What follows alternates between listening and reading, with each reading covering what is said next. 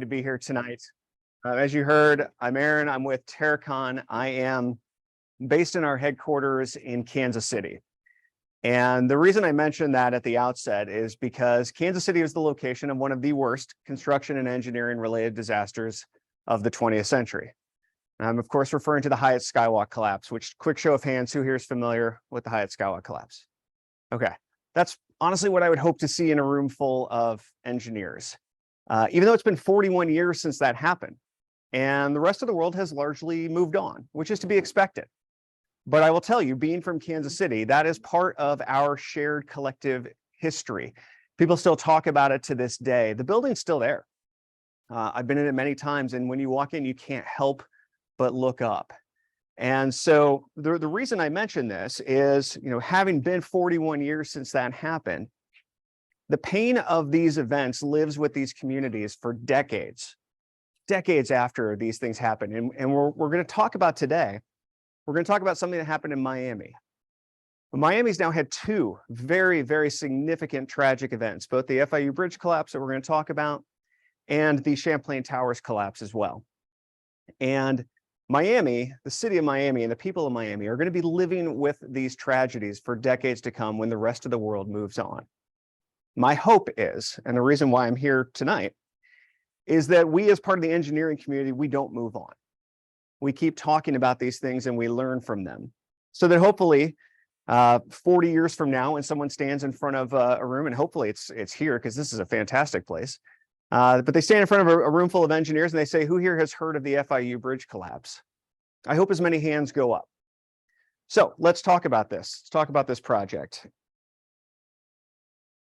There we go. And actually, before we do, I have two quick disclaimers, because of course I do, I'm a lawyer. The very first one is simply that I'm a lawyer. I am not an engineer. This presentation is not how to design a better bridge. I don't have the skills for that. We're going to talk about ethics, which I realize coming from a lawyer, even that may be dubious, but nevertheless, that's what we're here to talk about today. So that's disclaimer number one. Disclaimer number two is that Terracon did not have any involvement in this project. Now, I don't say that to distance us from it. I say that simply just to let you all know that I'm not revealing any client confidences or anything like that, because I don't have any. Everything we're going to talk about today either came from publicly available sources or it's my opinion. And when it's my opinion, I'm going to work very, very hard to make it clear to you that that's exactly what it is. And when it's my opinion, take it for whatever it's worth. Agree with me, disagree with me, draw your own conclusions. Okay, so let's talk about this. This was a $12 million pedestrian bridge. And the idea was they were going to connect the university campus on one side of a busy road and a canal to a residential neighborhood on the other side, where a number of the students lived. And the impetus for this project, it actually came from a place of safety, or perhaps even more accurately, tragedy. There was a student who was walking to campus, going to class at FIU. He had to cross a busy road, and he was unfortunately struck and killed by a car before he got there. And that got the university thinking, how can we safely get our students from where they live to where they learn and then back home again? And this bridge was part of that solution. It was a $12 million project. It was funded largely with Florida DOT money. So Florida DOT put up the money for the project. The university itself acted as sort of the owner managing the contracts. They were acting as sort of co-owners, if you will, for this job. And they put it out on a design build basis. And they picked their team, which consisted of a company called Mania Construction Management, or MCM. They were the design builder and the general contractor for the project. MCM in turn hired FIG as the prime designer and the structural engineer of record. FIG hired Louis Berger to perform the peer review on the design. And then you have a firm called Bolton Perez and Associates. They were the CEI firm doing the inspections, and they were doing it on behalf of the owner, which in this case, again, is the university and FDOT. File that away. It's going to be important in probably 12 minutes. But Bolton Perez working as the CEI firm for the owner.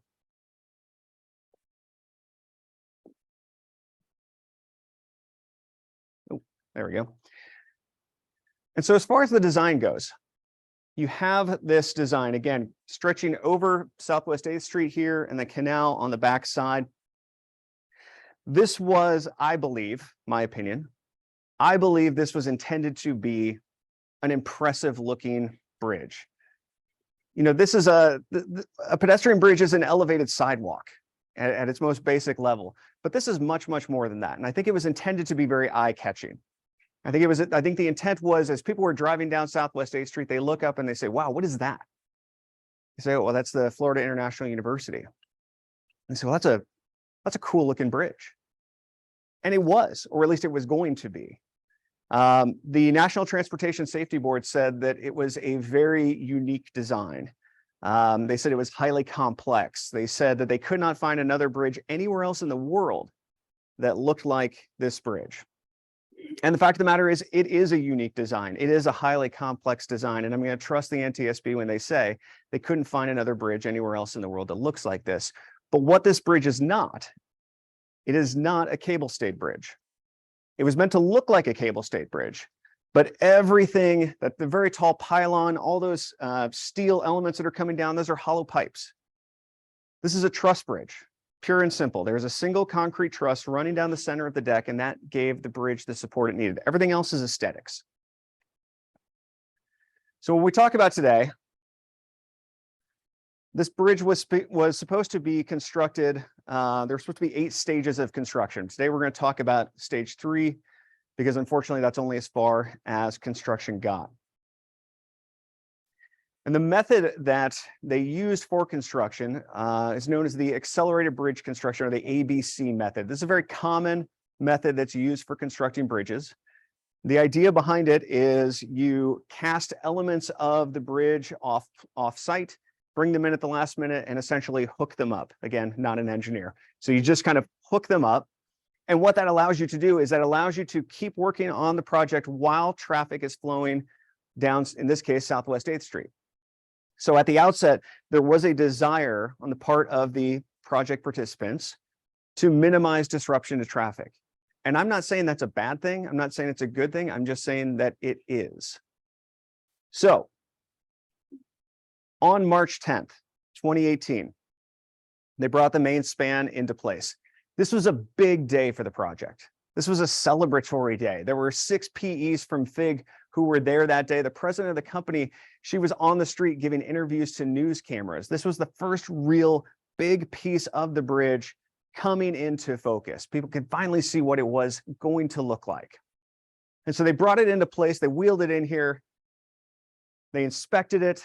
They removed the bracing. Everything looked okay. And shortly thereafter, they reopened the road to traffic. And on March 10th, later that day, there was a contractor on site called VSL. They were a post-tensioning contractor. And their job was to de-stress some of the post-tension cables in 2 of the diagonals. So number 2 on the far left here, and number 11 that's highlighted, those truss members had post-tension cables within them. They all did, but the post-tension cables within 2 and 11 were to be de-stressed. So VSL came out, they did their work, they de-stressed number 2, everything looked fine. They did their work on number 11. And you can see a screenshot here from the technician who did the work. He took these pictures, he sent it to his supervisor, and he said it cracked like hell. This is day 1. The span has been in place for a matter of hours. Cracked like hell. And over the coming days, more cracks started to appear, as you can see here. And MCM, as the general contractor and the design builder, they took these pictures, they sent them to the structural engineer of record. They said, we need you to comment on this as quickly as possible. Unfortunately, that email did not get open until the next day. But the next morning, the structural engineer responded. Am I doing something wrong? Okay. I appreciate that. So the next morning, structural engineer opens up his email and looks at these pictures and responds back and says to put in plastic shims right away. But he said no jacking is required. And he said, we don't see this as a safety issue. Now, my assumption, again, my opinion, My assumption is at that moment in time, there were a lot of people who were involved in this project who did one of these. He said, okay, structural engineer of record says not a safety concern. Later that day, the structural engineer called his counterpart at FDOT and left him a voicemail and said, we don't see there's any safety issue there, so we're not concerned about it from that perspective. Later on that day, he emailed the project team and said, we have evaluated further and we've confirmed this is not a safety issue. Nevertheless, the recommendation is made at that point in time to re-stress the post-tension cables at member 11. Now, this was not part of the original design. And this is something the National Transportation Safety Board took issue with after the fact. They said this was a change to the design. FIG's interpretation was we were essentially taking a step back. Nevertheless, that was the decision that was made at that time, was to re-stress the post-tension cables at member 11. VSL, the company who did that, can't be out there until the 15th. So we got a couple days to wait before they can get back out there to do the job. While everyone is waiting, more cracks start to appear.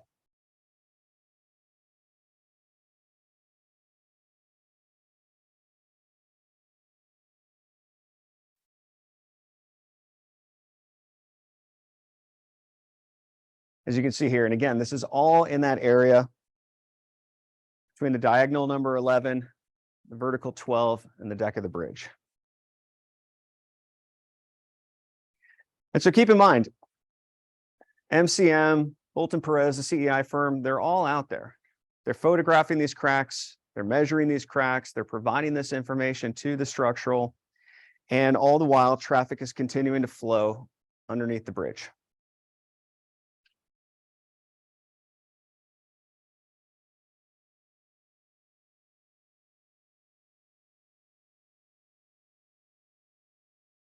So finally, on the 14th, MCM says enough's enough. So we have to have a meeting. We have to figure out what's going on. We want everybody to meet in the project trailer on the next day, on March 15th. And so FIG, the structural engineer, they spend their day getting ready for that presentation. And meanwhile, you have VSL, who has been told to remobilize the next day as well. So that day comes. Morning of March 15th, you have two PEs from FIG who walk the bridge. They're being told that the cracks have grown, and they're seeing it perhaps for the first time with their own eyes. And they have their meeting in the project trailer, perhaps 100 yards away from where traffic's continuing to flow under the bridge. And the structural engineer of record says that the cracks look more significant in person, but that it's only a temporary loading condition, that he has no safety concerns. And he says he can't replicate the cracks by his own engineering analysis.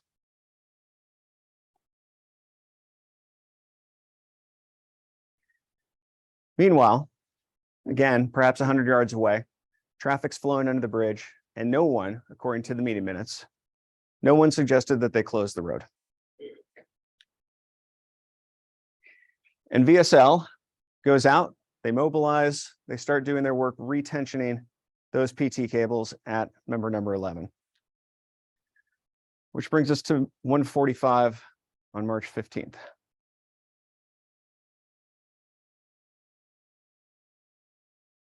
Can you hit play for me?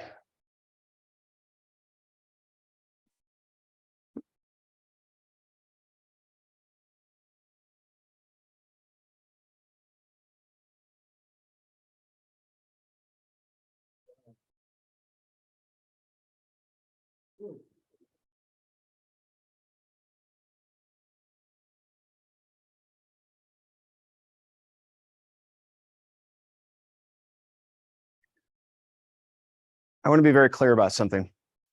I don't show that video to be gratuitous. I don't show it to sensationalize what happened. I hate watching that video, and I've seen it easily 75 times. I show that video because that is the truest representation of what happened on that day. You know, we've got this series of drawings here that show the mechanics of the failure, that there was a blowout of concrete at diagonal number 11 and the column 12, and that once that one truss member failed, the entire span fell. All of those things are true, but what's missing from these pictures? People. Yeah, there are no cars driving underneath the bridge. There are no technicians from VSL on the bridge. The people are missing.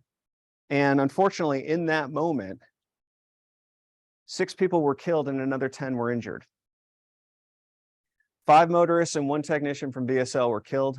Another technician from VSL, the one whose screenshot you saw, he's permanently disabled. He will never, ever be the same. Those families' lives were impacted in that moment. That is the true personal impact of what happened on that day. We're going to talk here in a minute about the professional impact because this is our profession. I want to make it very clear, I am not making comparisons between the two. There is no comparison. You know, professional impact you can live with. You can't live with something like this. But the professional impact largely came in the form of lawsuits from the victims, investigations from OSHA and the NTSB, the potential, and I'm going to stress that word potential, for criminal charges, PE board investigation, and then reputational harm.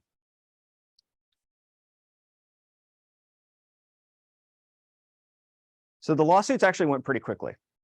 And I say this, this is not the type of lawsuit that you want to spend a lot of time fighting. I don't care if you are the concrete supplier and your mix was perfect, or you were the rebar supplier and there's no question about whether, you still do not want to spend your time and money fighting against families who have lost their loved ones. And so in this case, very, very quickly, 25 different project participants, basically everybody other than Lewis Berger, the peer review firm, who we've not talked about yet, but we will. Everybody else put in collectively $103 million to settle with the families. Another $9.5 million went back to the university because essentially they did not get the bridge that they paid for. The only one who sort of went their own way was Lewis Berger. And we're going to talk about in a little bit why that is. But they basically, up until January of last year, they were continuing to fight these lawsuits and continuing to defend their work. Both OSHA and the National Transportation Safety Board conducted their own investigations. They both issued lengthy reports. They had hearings on this, and the NTSB's hearing, if you're interested, it's on YouTube. It started with the chairman of the NTSB saying the bridge was talking to them. It wasn't just talking, it was screaming that there was something definitely wrong with this bridge, yet no one was listening. That's how the hearing started. And it did not go well from there. So the NTSB and OSHA both found that there was a design error. They said that the design error was the primary cause of the collapse. But they also faulted Lewis Berger, the peer review firm, for failing to do a peer review of the staging design. And we're going to talk about why that is. But everybody who was involved in this, MCM, Bolton Perez, FIG, they were all cited for failing to stop the work, and close the road. As far as the design flaw goes, the NTSB said that the design underestimated the loads at that connection between 11 and 12 in the deck. And as a result, it overestimated the capacity to resist shear. And that is ultimately why the bridge failed. They also said, though, that there was a lack of redundancy in the design. And so think about your average truss bridge. Your average truss bridge is probably not made from concrete to begin with. It can be, but your average truss bridge is probably made from steel. And if you think about your average truss bridge, those members, those steel truss members, the triangles that are formed, they are usually, if not identical, there's usually some symmetry there. This did not have any symmetry whatsoever. Trying to keep with that look of a cable-stayed bridge, every single one of those truss members was at a different angle. It was a different length.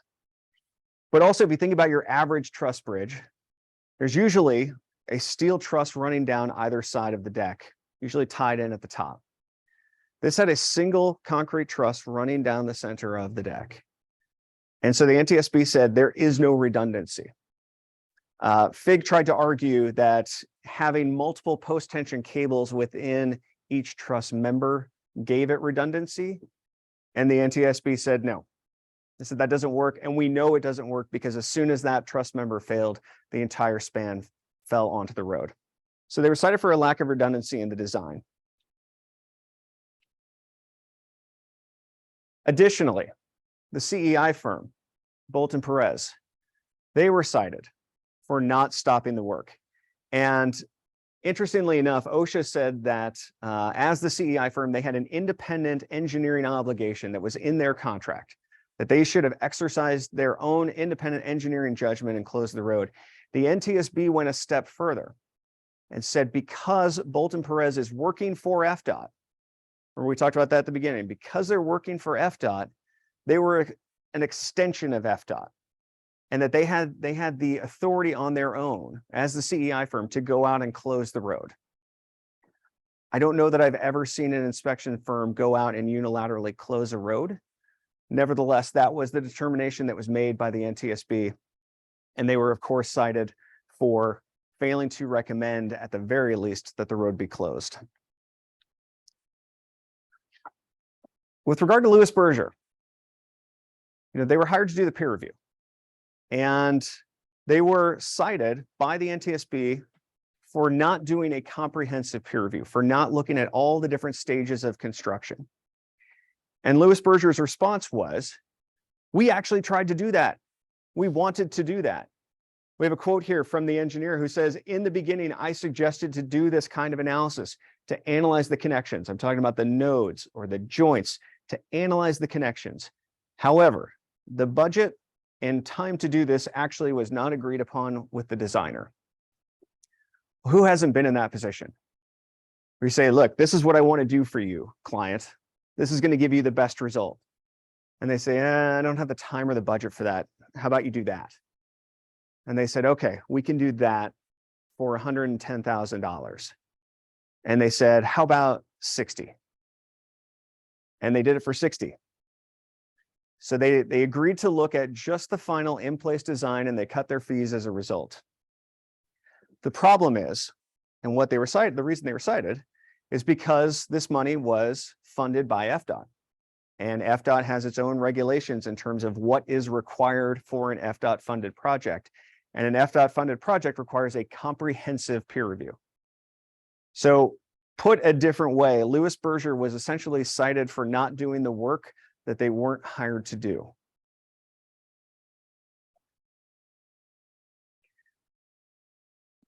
With regard to criminal charges and the potential, I'm going to stress that again, the potential for criminal charges.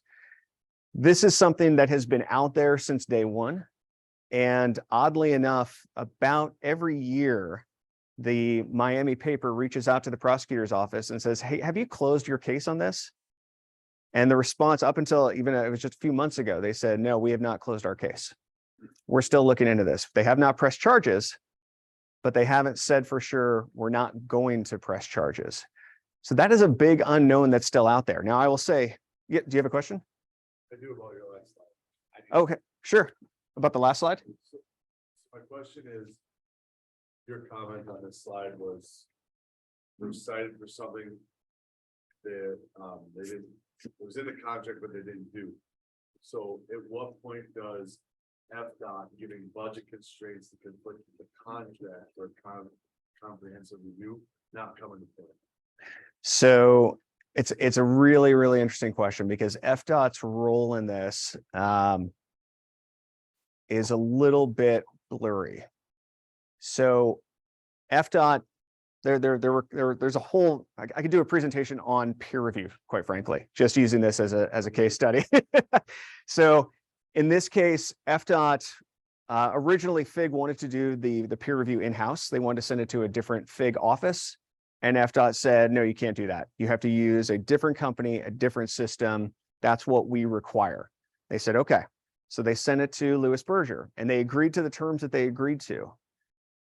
FDOT never pushed back and said, hey, this isn't good enough by our standards. So you have a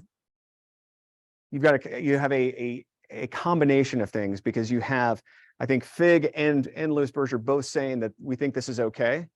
And FDOT never said, no, it's not. So FIG was the one that cut the contract of Lewisburg, like not FDOT. Correct. Correct. I missed them. Yes, please. So my question is, how does FDOT not come after both before the bridge ever construction?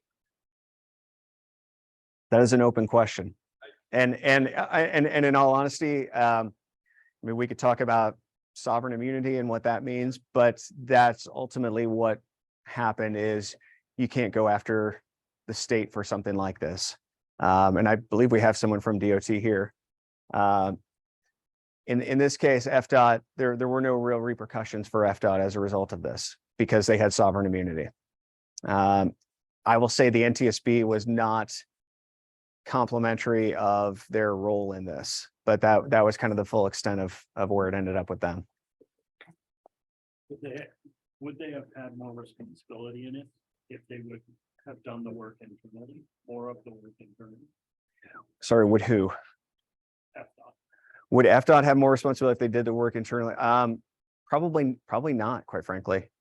Sovereign immunity, and this can vary from state to state, but Florida is incredibly protective of their state agencies.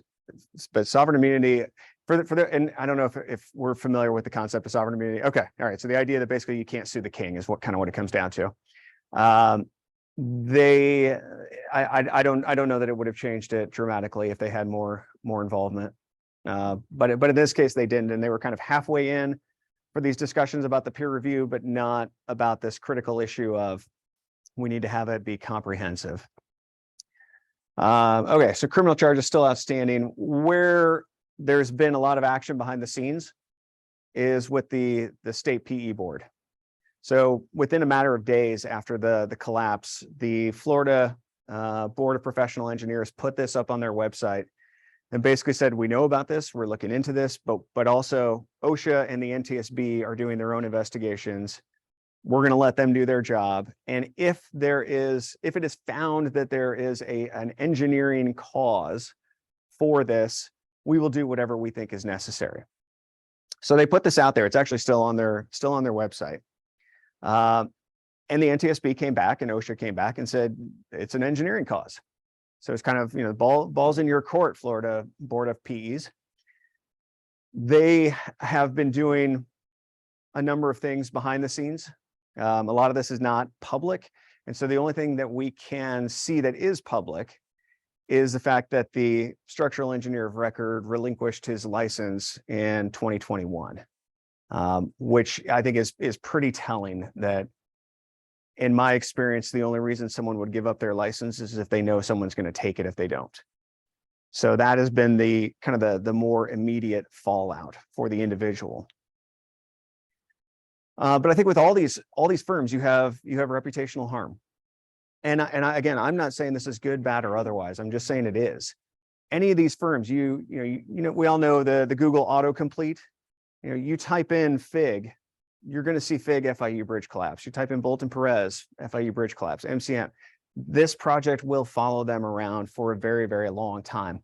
MCM actually went bankrupt as a result of this. They have now created a new, what I'll call MCM 2.0. They are now Magnum Construction Management. And, but for all the other firms, they're continuing to deal with this. It's certainly a fair question to bring up with them.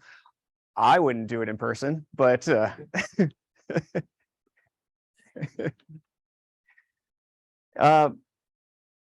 oddly enough, there's still one lawsuit that's out there. So MCM sued Louis Berger, who was later purchased by WSP. After all this happened, they've sued WSP as well, saying essentially that $9.5 million that we had to pay back to the university because they didn't get their bridge. Well, we think you, Louis Berger, as the peer review firm, we think you should pay for that. That lawsuit's still going on. And I have a quote here from the president of the company who says, "We saw the concern every day they documented it. We were assured by a world-renowned designer that it wasn't a safety concern." I have two problems with that statement. Number one, it is true to an extent. They were assured by a world-renowned designer that they had no safety concerns, but it wasn't the peer review firm. It was Fig who was saying that. It wasn't Louis Berger. The second problem I have, and this is probably just because I work for a design firm, but the idea that you can be the design builder, the lead of the team, and then say, oh, well, that's a design issue. You know, that's kind of going back to the contractor mindset. And again, as the lawyer for an engineer, I chafe at that a little bit. What about the comment of he saw the concern? Isn't that like a smoking gun? It certainly seems like it would cut both ways as far as I'm concerned, because they did. And I would say, I mean, again, if I had a role in this, I would certainly say the technician from VSL on day one who said it cracked like hell, he knew this was out of the ordinary. And I think that's enough in my mind. He doesn't have to be a structural engineer. He doesn't have to be the world-renowned bridge designer. He's a guy who is out on project sites all the time and says, this is unusual. So with Louis Berger, as I mentioned, they continued to fight for a while. And I think that they were, I can understand how they might be enticed into thinking, hey, we're just the peer review firm. We weren't even on site. We didn't have any real connection to this. All of those things are true, but I don't know that they matter when you leave it up to 12 people who are on a jury. I think that's kind of the cold hard reality. And so they decided to try that path, and they did it for a while. And they finally got to a point where they were getting ready for trial, and the judge said that the judge was going to let the jury decide whether or not to award punitive damages. And here's what you need to know about punitive damages. Number one, they're extremely rare. It's very unusual that a jury even gets to decide that question. You have to have egregious acts to support that. The other thing about punitives, though, is they are not tied in any way, shape, or form to the damages that were suffered by the plaintiff or anything like that. It's tied to how successful is your company. So for a company like Louis Berger, who's done very well for themselves, they're going to look and say, we're going to take a percentage of profit, percentage of revenue, perhaps. That's going to be the punitive damages, because the idea is you want to punish the defendant. The other thing, though, more often than not, punitive damages are not insurable. So Louis Berger is looking and saying, we're potentially going to get hit with a massive award, and our insurance may not even be behind us. Yes, please. So when was Louis Berger purchased by WSP in relation to this change in their stance? That's a good question. I believe WSP bought them after the fact. So if the question is, were they the ones controlling the decision? It's quite likely that it was not at that point. But interestingly enough, once that decision came down, and I have a quote here from the plaintiff's lawyer who says, Louis Berger should be punished not just with compensatory damages, but with punitive damages, so no other out-of-town engineering firm comes in and does a half-assed peer review that endangers lives. Now, I am a defense lawyer by trade. That is a very plaintiff's lawyer thing to say. Nevertheless, it obviously carried the day, because the judge said, I'm going to let it go forward. And shortly thereafter, regardless of who the decision maker was, shortly thereafter, they said, we're going to settle. And we don't know how much. The only reason we know the $103 million is because that was in a bankruptcy filing. The terms of this settlement are still confidential, so we don't know what they paid. But I would imagine it was probably pretty significant.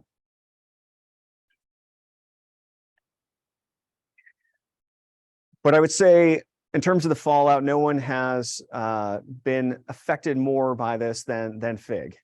And again, I'm not saying good, bad, or otherwise, it just is. Shortly after the NTSB came out with their report, the Texas DOT pulled them from two very, very high profile projects. And they made it very clear why they were doing that. They basically said, we do not have confidence in them. And so they fired them from two very high profile projects. And then shortly thereafter that, the Federal Highway Administration issued a 10-year debarment against Fig and against the structural engineer of record in particular. And if you're not familiar with that term, what that means is essentially Fig cannot work on any project that has federal money. And there aren't a lot of private bridges out there, quite frankly.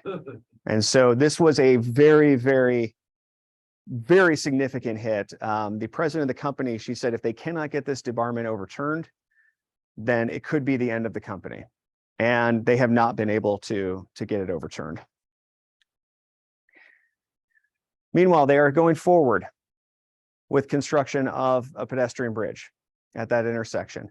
This is the new design for it, and there are a couple of changes. Number one, they're going to construct it out of steel. And number two, they are going to close the road during construction. Okay, so this is the part where I get to take a break, and I want to hear from all of you. So Bolton Perez, the CEI firm out there doing inspections, they were cited by both OSHA and the National Transportation Safety Board. Who here thinks that that was appropriate, that they should have been cited? You agree with that? A couple, okay. Who disagrees with it? Who says they should not have been cited? You do not agree that they were cited, that they should have been cited. Perfect. Did they initially raise concerns about it? Yeah, I think that's probably fair. I mean, they were out there, they were measuring it, they were documenting it. Their argument would be that they provided the most relevant information to the most knowledgeable people. That would be their argument. That was actually VSL. Now, so Bolton Perez, they're out there. They were the ones taking the pictures that had the tape measures, things like that. They reported orange. They reported. So where that argument is flawed. Actually, let me. For those of you who said that you're good with them being cited, does somebody want to tell me why? That the life safety trumps all other concerns. So it's kind of like when companies have like a stop work authority. Yeah. Like if you see unsafe conditions, you have the personal responsibility to do something about it. That's kind of what I would say. And that's exactly why they were cited. That public safety being paramount, they have an obligation not to just inform others, but they have an obligation to do something more. And that was ultimately why they were cited, because they're saying you had engineers that were part of this project, you had people with licenses, and you all have an obligation, regardless of whether the structural engineer says, I'm okay with this. If you're not, you have your own license, you have your own obligation. And Bolton Perez unfortunately did not do anything like that in this circumstance.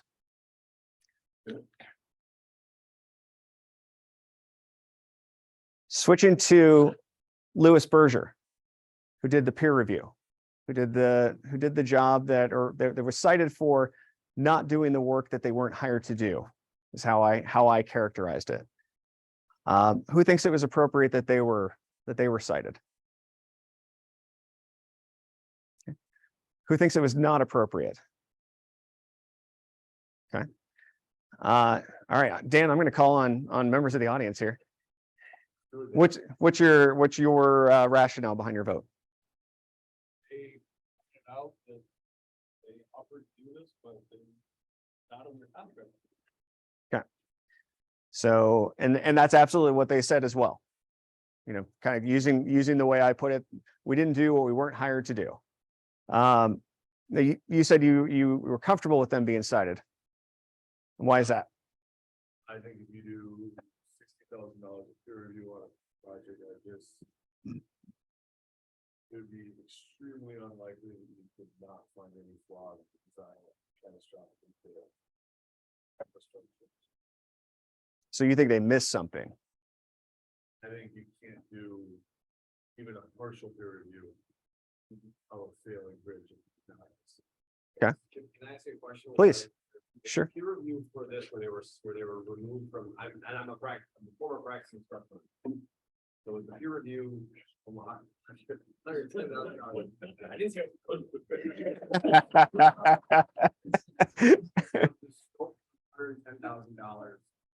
$60,000. Was it specific scopes that were reduced? Where you're not going to touch the node, you're not going to touch the connections, you're only going to touch members, or was the reduction in just paid food Just do less. So there was, it's a great question. So there was the initial reduction in scope where they said, we want to look at everything. And they never even gave them a price tag for that. So we want to look at everything. We want to look at the connections, the nodes. And FIG said, nope, we don't have the time. We don't have the budget. Just look at the final in-place design. And they said, okay, for that, it will be $110,000. And then they had the fee cut where FIG said, I still want you to do all this, but I only want you to charge me $60,000 for it instead of 110. So they still did the full review of the final in-place design. They just took a financial haircut. So I struggle because you have a financial perspective as the engineer record, or the engineer that's going to peer review it, you have a financial obligation to your firm. You have an engineering responsibility based on your PE Or your life contract. safety. If you notice something that's going to be catastrophic, I mean, as a now practicing contractor, I side with not charging them, but from having a licensed PE, they probably are some element of that fault. Well, and it's interesting, and I don't know if this is supposed to project to everyone here or it's just supposed to project into the room. We're good at it. We're fine tuning it. Don't Do worry. I can yell. I'm okay. All right. So I think the issue here, particularly with the peer review firm, is, and I can actually put this away because I'm almost done. The issue with the peer review firm is the fact. Was there? There's some. There we go. Thanks so much. Okay. Wow. Man, all for the last 30 seconds. Okay. So the issue with the peer review firm is kind of twofold. So you have this idea of fees and scope and things like that. And is it reasonable to do just a review of the final in-place design? I think that's kind of question number one. And in this case, I don't think anybody ever got to that because they basically said, well, you're taking FDOT money. You need to know what FDOT requires. You had to do this. So regardless of whether you agreed to do less, you never should have agreed to do less.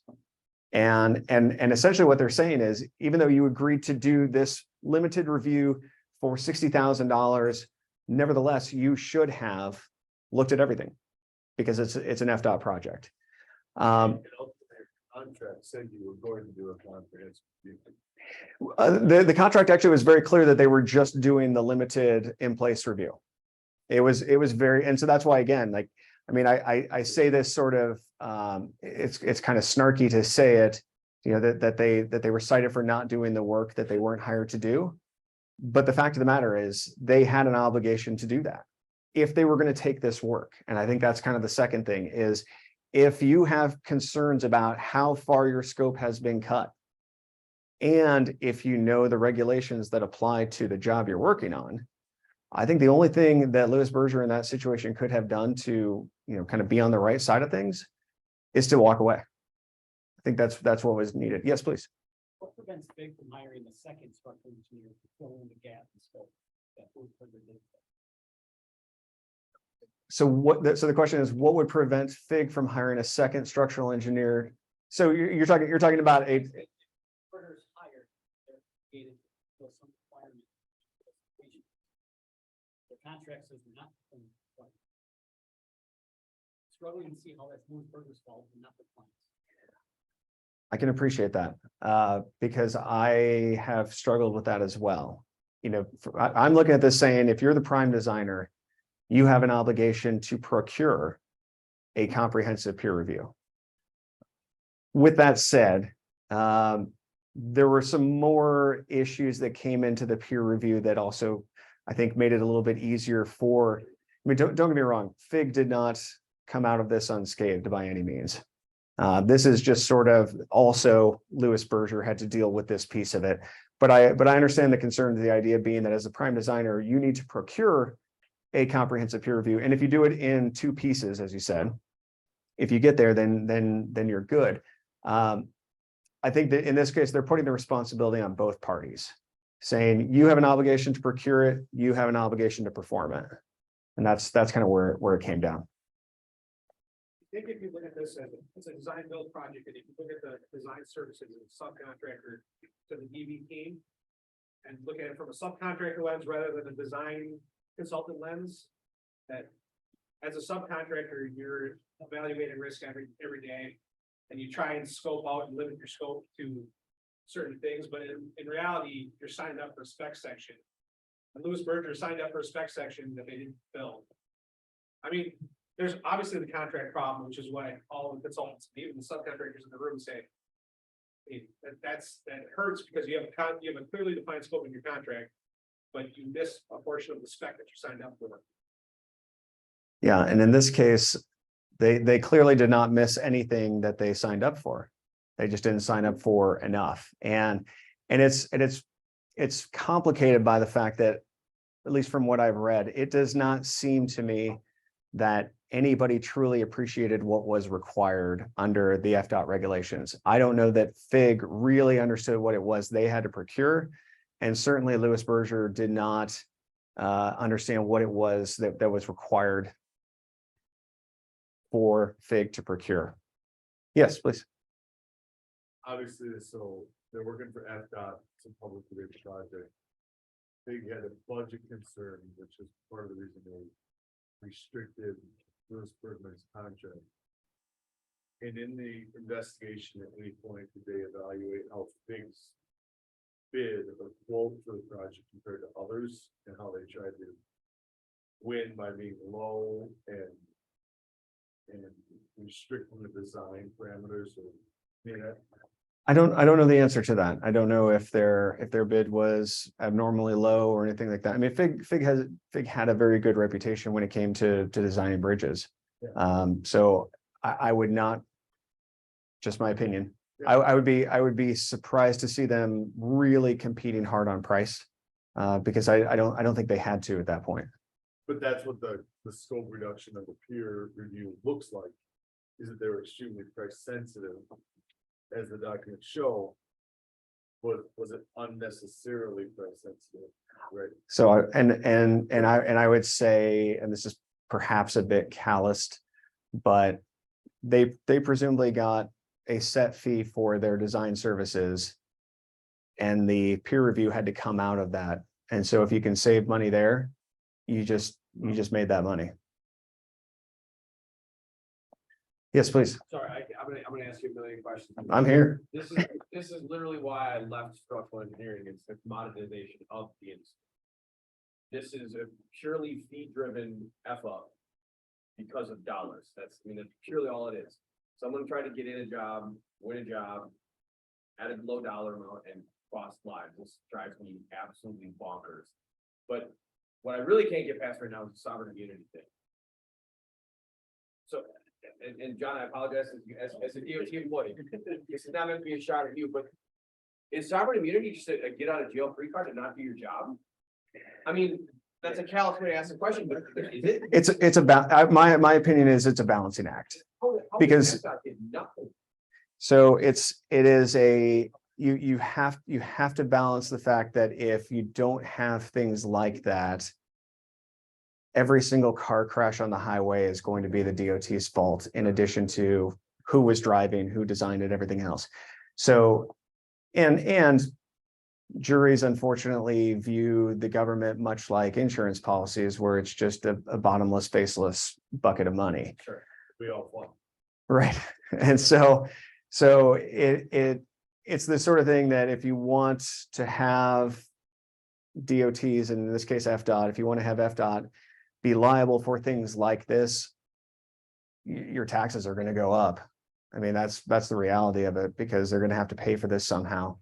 And again, I mean, there have been repercussions that have hit FDOT as a result of this, but it's all been kind of more at the professional level. Yes, please. How does how do these decisions portend for other peripheral consultants, both on the construction side and the inspection side, who may have walked the site how many times they weren't involved in the specifics of this? Did they get hit? Do they bear some responsibility? I'm a geotech inspector, but a structure falls down. Am I at fault because I didn't say anything about the tracks? So those are two different questions in my mind. And I'll separate them out. Did they get hit? Yes. Were they at fault? No, probably not. But that first $103 million that was the settlement fund, 25 different project participants all paid in. The concrete company paid in, the rebar company paid in. Everybody who touched that project paid in. Now, did they pay in significantly less? That's my assumption. You know, once it was found to be a design flaw, then you start looking and saying, okay, well, it's going to cost me $300,000, say, to defend this. My insurance company wants to settle for 200. I'm going to put in the 200. So again, you know, are they liable in the true legal sense? I don't know. I don't think so. But it doesn't mean they didn't write a check. Justice. Yes, please. Wondering if they've like since updated their definition of comprehensive, because we were kind of talking about it as if that was clear. But just saying comprehensive isn't very clear on that we were looking for an analysis of temporary condition. And that's something that I think in general, people it's easy to overlook this temporary condition. Like for instance, when we have on a geotech site, like a crane falls over or something, that's like a temporary condition that people forget about. So I don't know the answer as to whether they have updated their definition. I do know that that was a, you know, I mean, lawyers argue over words, and that was probably the most important word, at least with regard to that part of it. And they absolutely did argue about that. So I would, if I was their lawyer, I would encourage them to update that to make it a little bit more defined. But I don't know for a fact if they have. Yeah. The word comprehensive to me, it's very hard to defend it to be anything less. You look at everything. Which is probably where it's a difficult word to defend the defendants. Yes, please. So on the words, there are legal precedents that set up these words as being more certain words than others. Like if who is comprehensive, I would think that has been perhaps defined previously in other people that set a precedent for that word. There was certainly more support for the interpretation that they had to look at everything. So yes, and that came from prior precedent. Yep. Okay, one last question, which is, whose responsibility was it to close the road? And just yell out your answers.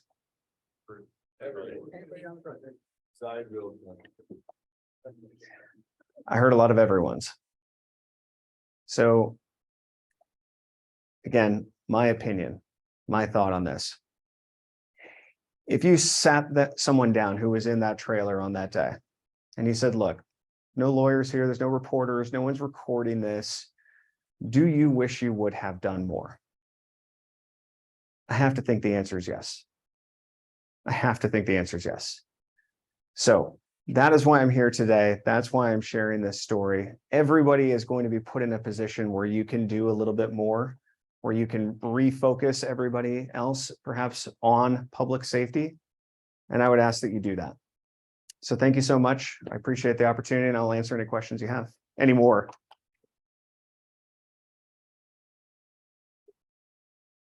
Yeah. So FIG is fighting disbarment from the FHWA. What stops them from just closing down shop and rebranding with a silly acronym like MCM?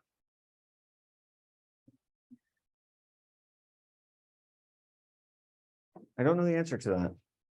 I know that in this case, the structural engineer who worked on this, he was personally subjected to the debarment. So he would not be able to do that. He also doesn't have his license anymore. As far as the company goes, I mean, I think it's a little bit simpler to create an MCM2 if you're a local contractor than a FIG 2. Whatever contracts you have, whatever pre-qualifications you may have, I mean, all that stuff's going to kind of go out the window, and you really do have to start over. Now, as far as the individuals go, and I don't know the answer to this. I don't know if people have decided that they want to go other places. That would be kind of more what I would expect than the company itself trying to basically shut down and start over again. It would be a difficult undertaking, but it's, I mean, have they had those conversations? I don't know. Yes, please. Your timeline, the date that the bridge was set versus the date that the bridge failed. It was, yeah, the main span was put into place on March 10th and it collapsed on March 15th.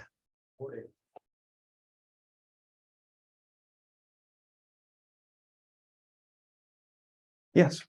You opened up a vein of suppressed structural engineering memories. Is there, as part of the peer review, is there any review of actual construction safety procedures as part of the, or is it just a because I'm structural engineer of record on several post-tension concrete buildings here in the Twin Cities. And if we're doing elevated decks, when we're stressing that elevated deck, there is nobody underneath. You are not allowed anywhere close to the other side when that stresses. So the fact that they left the street open while they're stressing above blows my mind.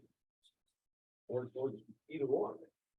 If there's anybody underneath when a stress or a de-stress is occurring, I'm struggling with how that part wasn't part of the peer review and no one flagged that we're gonna leave a 10 lane wide intersection open underneath the bridge. Just curious if that was part of the peer review.